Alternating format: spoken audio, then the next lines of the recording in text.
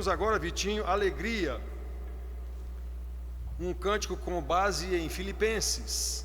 Alegria. Como é que um homem preso pode falar em alegria? Alegrai-vos no Senhor, ele diz ao povo de Filipos, para que ele escreveu. Ele estava preso. Diz lá que ele estava cantando hinos lá na cadeia, preso, estava cantando hino de louvor a Deus. E os outros presos escutavam. Ele e o outro que estava preso com ele, não estou lembrado quem era na ocasião, se era Sila, não estou lembrado quem era. Muito bem, então, vamos ver aqui, irmãos.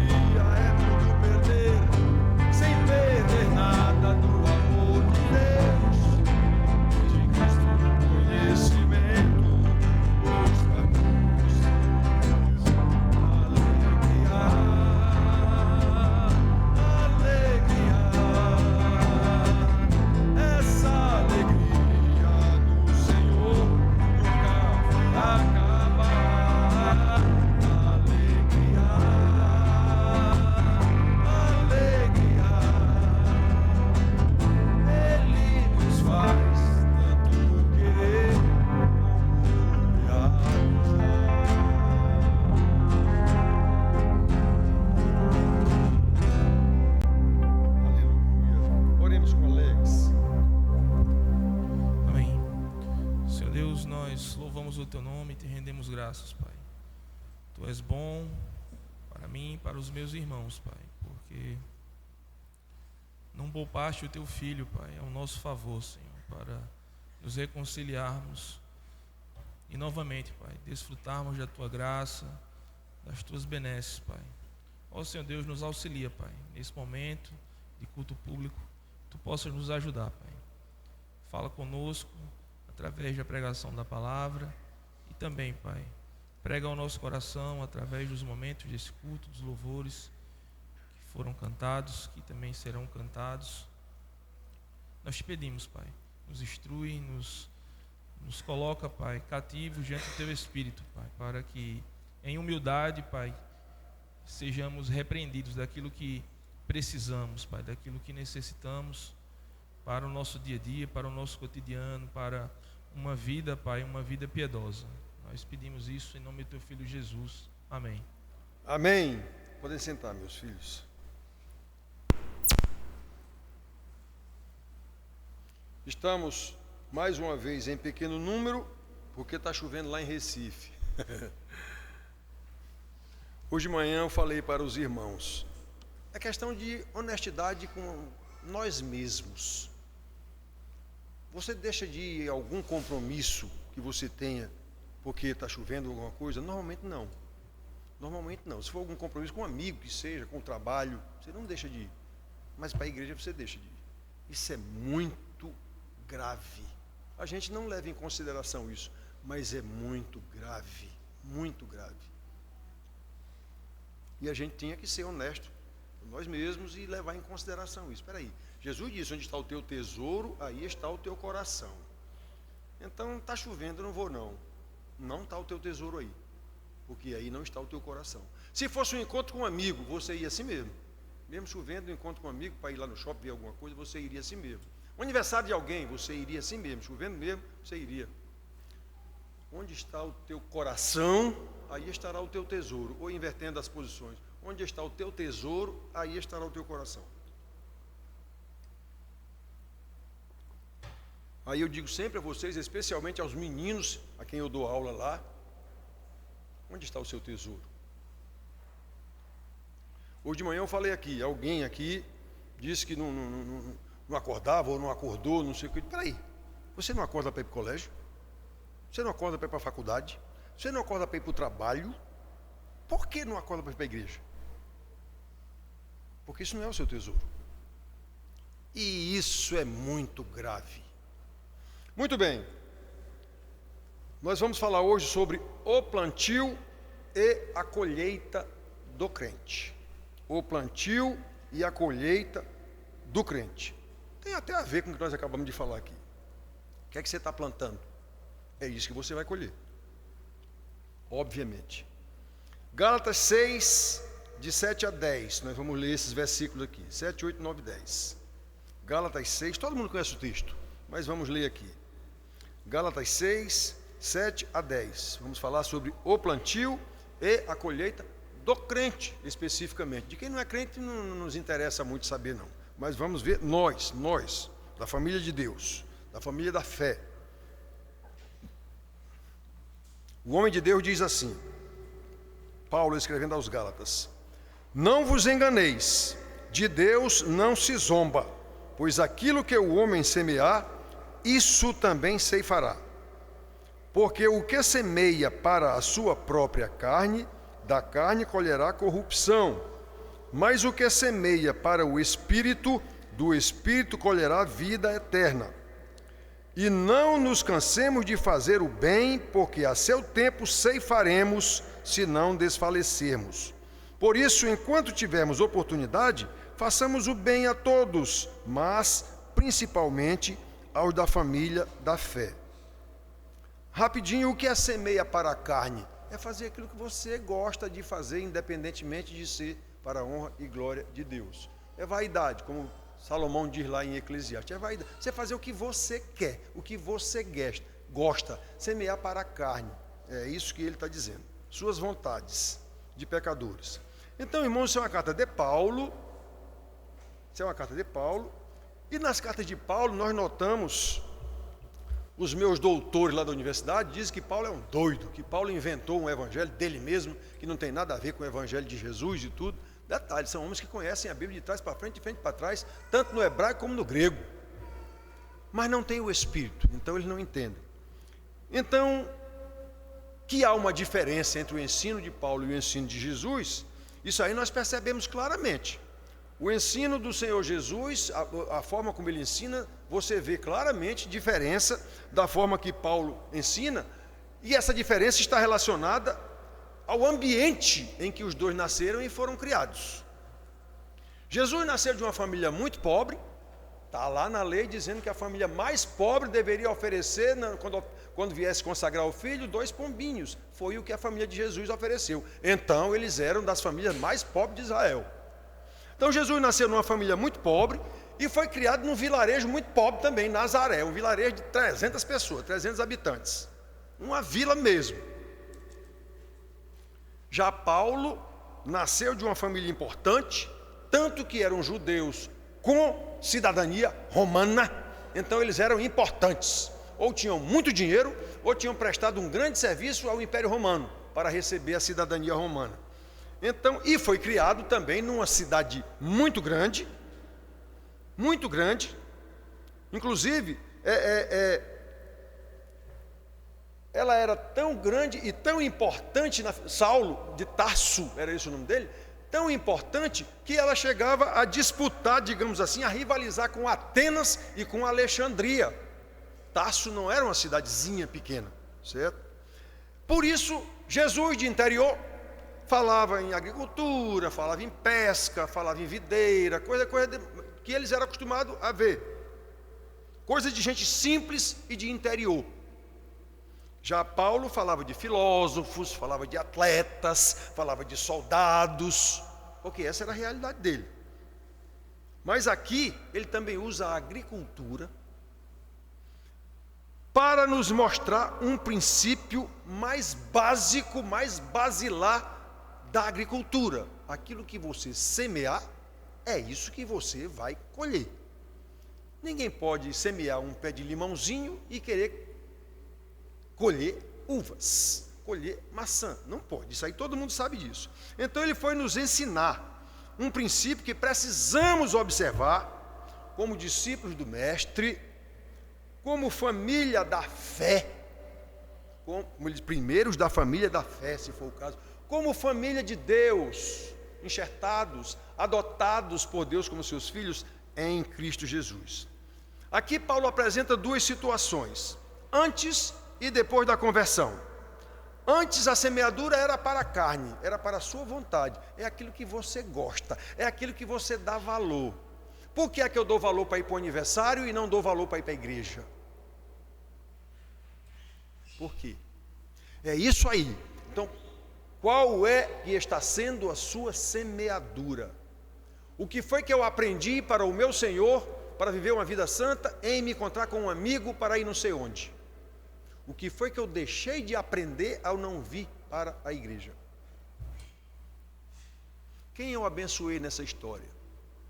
Então repare que Paulo está falando aqui de situação anterior à conversão, o que semeia para a carne, e depois da conversão, digamos assim, o que semeia para o Espírito.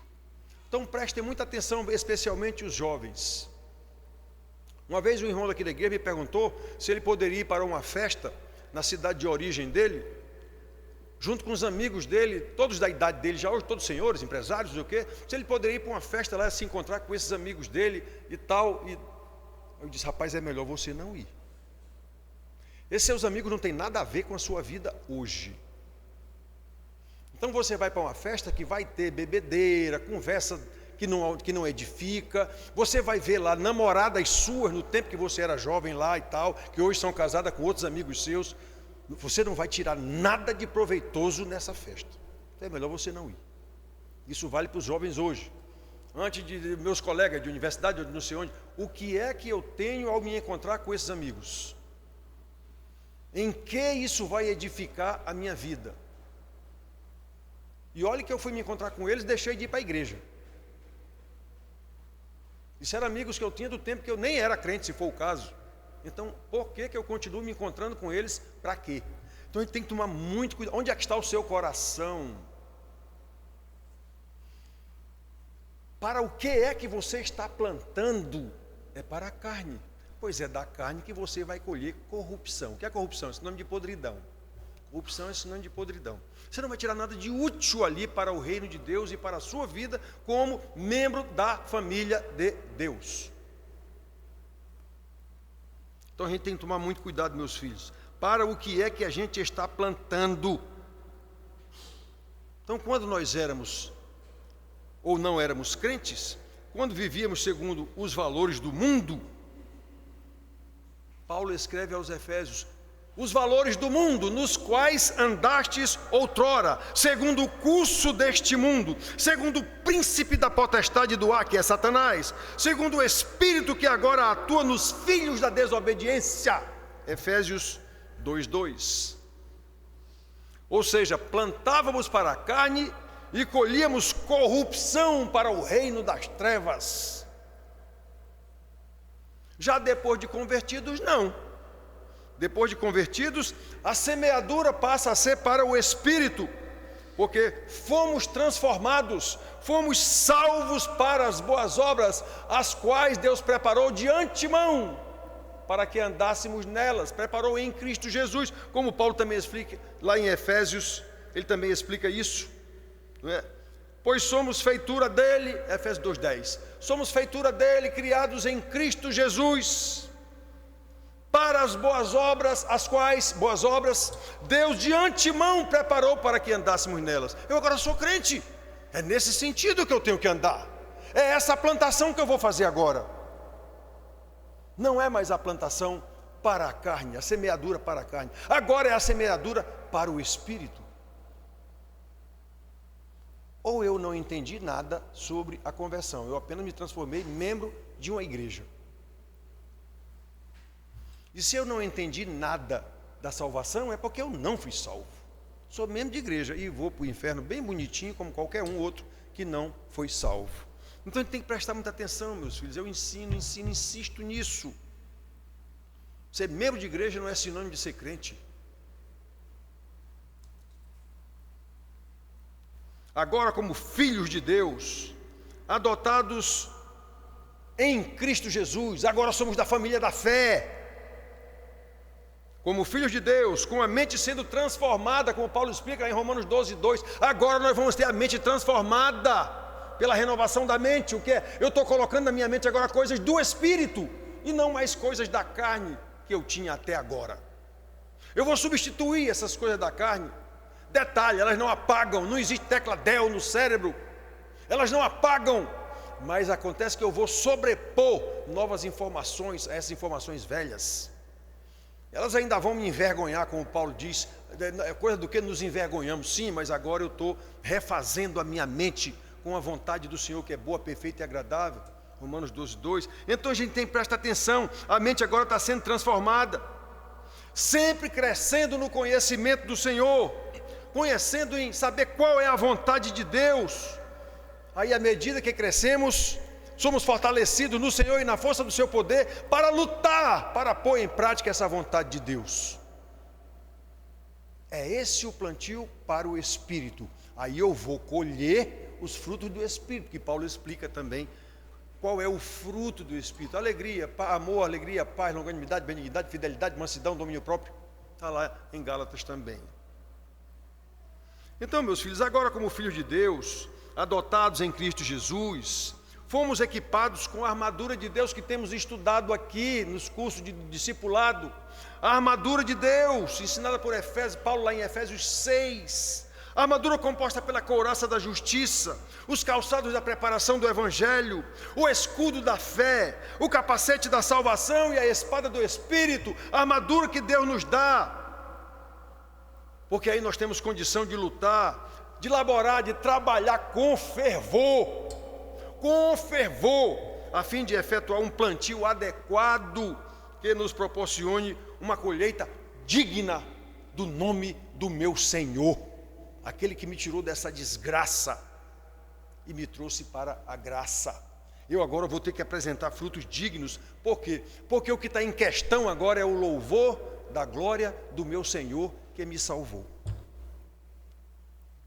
Portanto, irmãos, como salvos, do plantio à colheita, precisamos estar firmados na palavra de Deus. Eu insisto tanto aqui no ensino da palavra de Deus, porque não há salvação fora da palavra. Jesus é a palavra. Não há salvação fora da palavra. Quem salva é uma pregação da palavra chamando pecadores ao arrependimento. Uma vez arrependido e salvo, quem o santifica é a palavra que vai santificá-lo no conhecimento da vontade de Deus, que é boa, perfeita e agradável, na comunhão dos santos, na oração.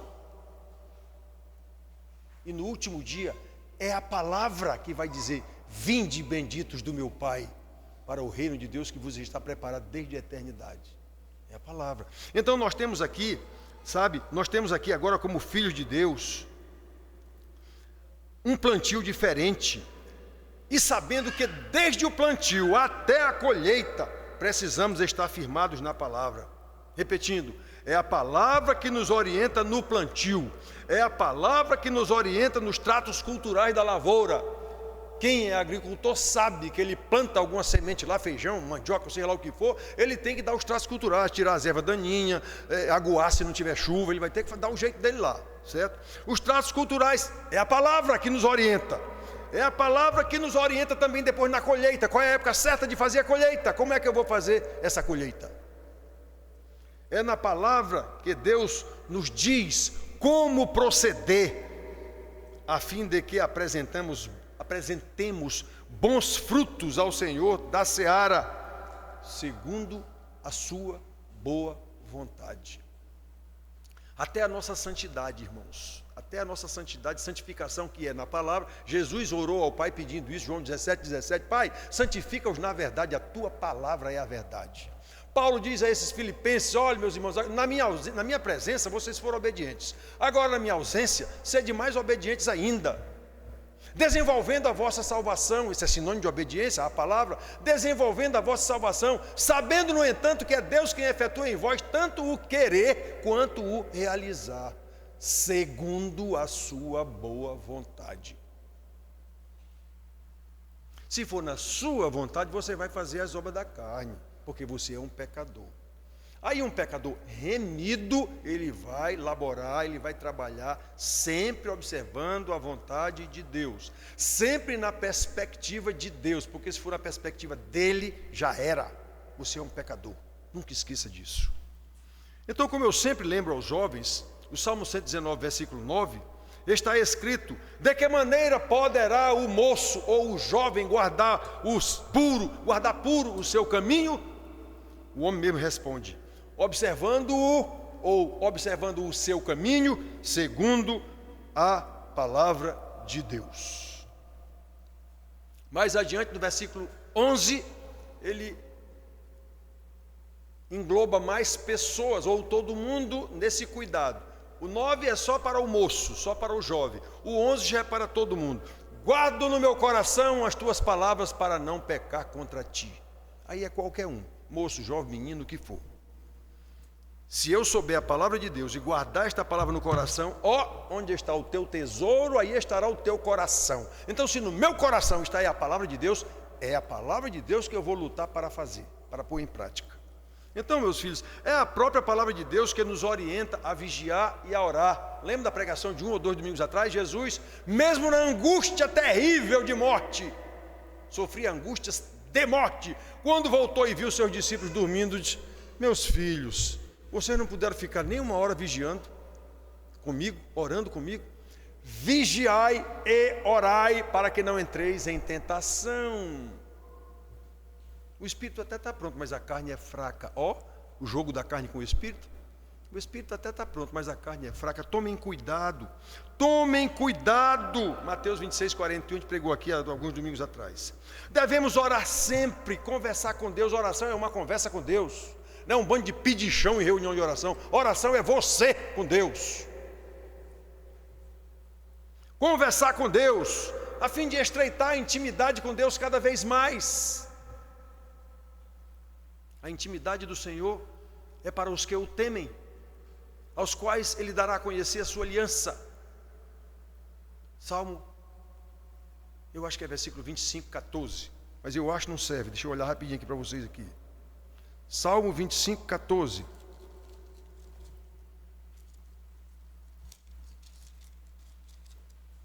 A intimidade do Senhor é para os que o temem, aos quais Ele dará a conhecer a sua aliança. Intimidade com Deus, meus filhos, o que implica temor a Deus, o que quer dizer obediência à palavra de Deus. É isso que quer dizer temor a Deus. Então a gente tem que prestar muita atenção, meus filhos, muita atenção.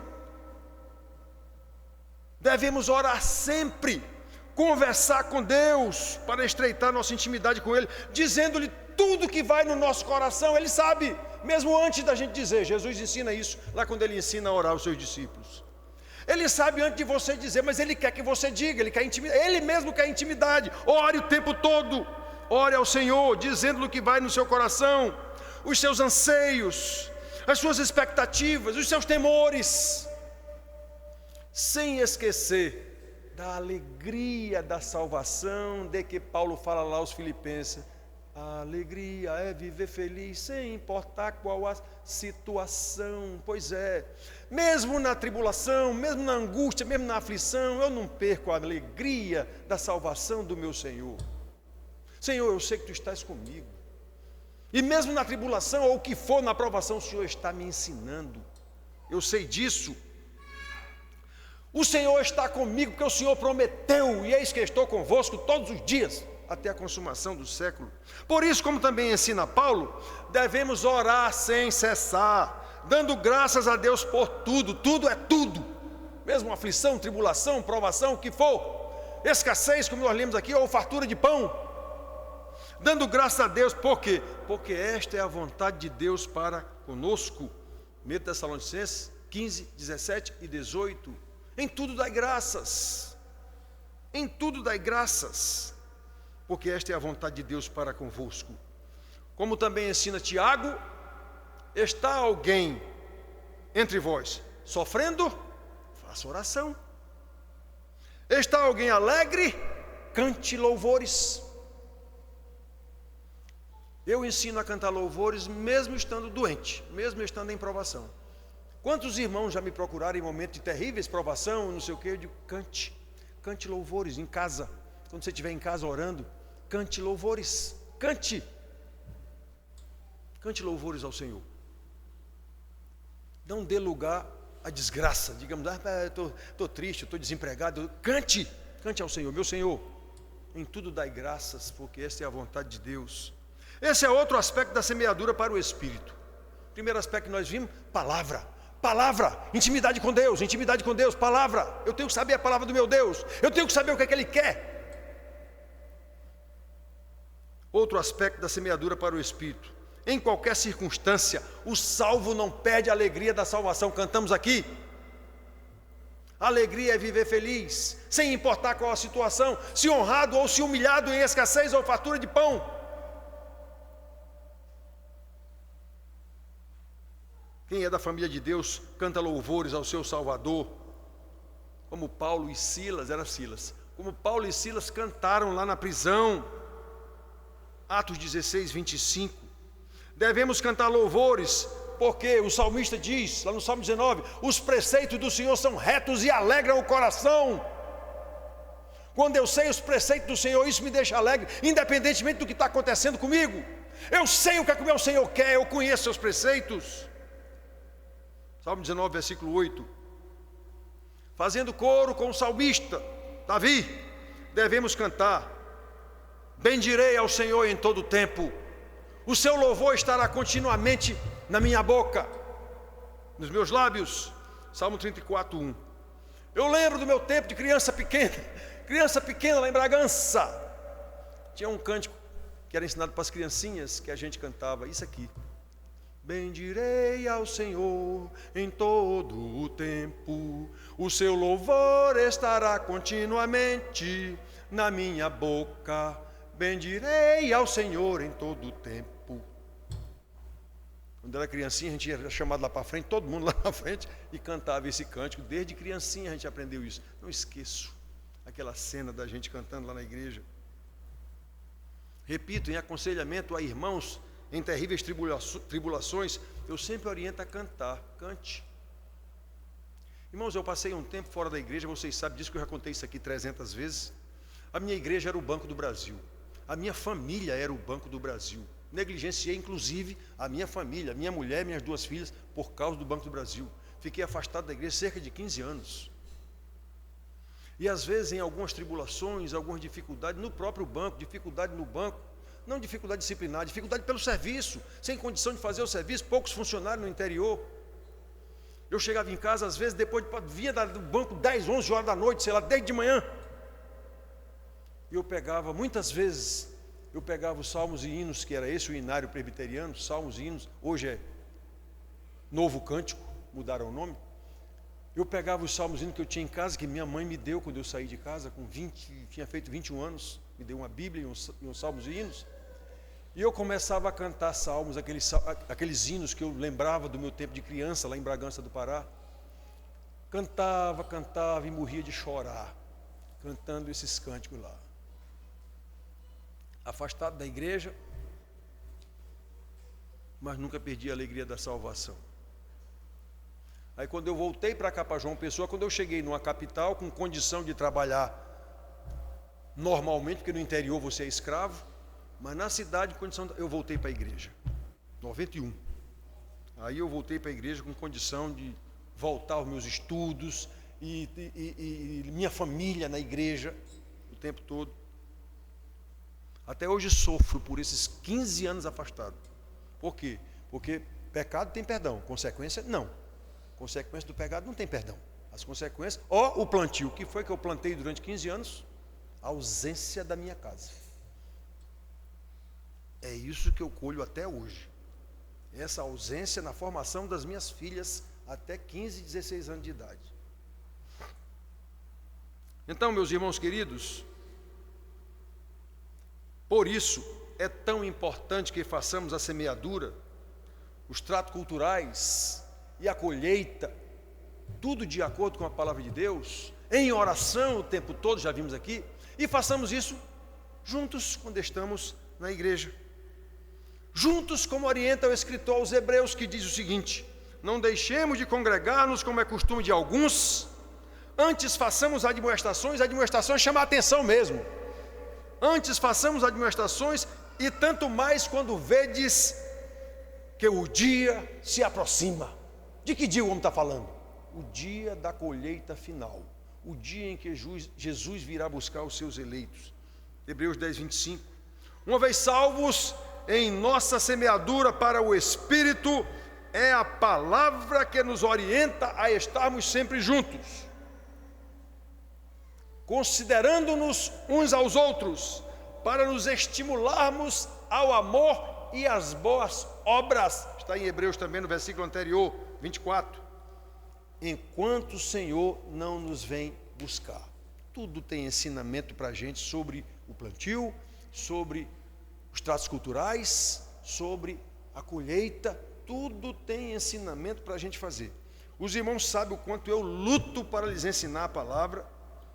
E já houve irmãos que me criticou aqui por causa disso. Só quer saber de ensinar a Bíblia? Eu digo, mas meu Deus do céu, uma pessoa dessa diz que é crente.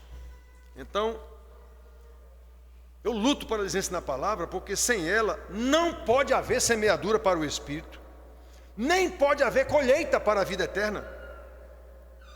E o local em que devemos demonstrar esse zelo daquilo que semeamos, vocês sabem o quanto eu luto por isso aqui também, é a nossa casa. No ensinamento aos nossos filhos, eu me dou como exemplo de negligência durante 15 anos. E sei o que eu colho até hoje. E eu digo para vocês isso aqui. É a nossa casa, especialmente ao ensino aos nossos filhos, mostrando-lhes pelo exemplo de uma vida piedosa, que Deus nos dá tudo o que precisamos para que lhe apresentemos frutos dignos da sua glória. Ele mesmo nos dá tudo. Lembram? Desenvolvei a vossa salvação. Filipenses 12, 13. Desenvolvei a vossa salvação, sabendo, no entanto, que é Deus quem efetua em vós tanto o querer quanto o realizar, segundo a sua boa vontade. Então, irmãos, como vimos, Deus nos dá a sua palavra para nos ensinar a fazer o plantio segundo a sua boa vontade. Deus, pela sua palavra, nos ordena a orar constantemente para que permaneçamos sempre próximos a Ele, com a intimidade bem estreita. O que implica estar em harmonia com os nossos irmãos. E onde é que a gente mais se junta com os irmãos? Na igreja. É na igreja onde a gente mais se junta com os irmãos da família, da fé. É na igreja. Implica estar próximos uns dos outros. Para isso, Deus nos deu a igreja, a fim de que, na comunhão dos santos, realizemos o plantio para o Espírito, desenvolvendo os tratos culturais em santidade, como nós vimos aqui o escritor aos Hebreus dizendo, considerando-nos uns aos outros, para nos estimularmos ao amor e às boas obras. Vimos isso aqui. Boas obras que Deus de antemão preparou em Cristo Jesus para que andássemos nelas. Efésios 2:10. Portanto, irmãos, o plantio de que Paulo está falando aqui, usando a agricultura para nos ensinar, o plantio que nos levará a uma boa colheita, colheita para louvor da glória de Deus, tem a ver com palavra, oração, comunhão dos irmãos. Lembra da igreja primitiva? Efésios 2:42, e perseveravam, a igreja iniciante lá, e perseveravam na doutrina dos apóstolos, palavra, nas orações, intimidade com Deus, e na distribuição do pão, comunhão entre os irmãos. Aí, então, meus filhos, estes são os meios de graça para um bom plantio e uma boa colheita. Esses são os mesmos meios de graça que nos permitirão uma colheita dos frutos do Espírito, especialmente entre os da família da fé. Por isso, enquanto tivermos oportunidade, façamos o bem a todos, mas principalmente aos da família da fé. Aqueles que realmente fazem parte da família de Deus, adotados que foram como filhos em Cristo Jesus. Temos que cuidar disso. Temos que cuidar disso. Especialmente aos da família da fé. Enquanto o Senhor Jesus não nos vem buscar na colheita final, quando Ele vier e disser: vinde benditos para a direita, benditos do meu Pai. E Ele fará isso para louvor da glória eterna que Ele sempre teve com Deus antes de vir, voltou para a sua glória junto do Pai e voltará para nos buscar, para todos gozarmos dessa glória eterna do Pai. Que Deus nos abençoe. Amém.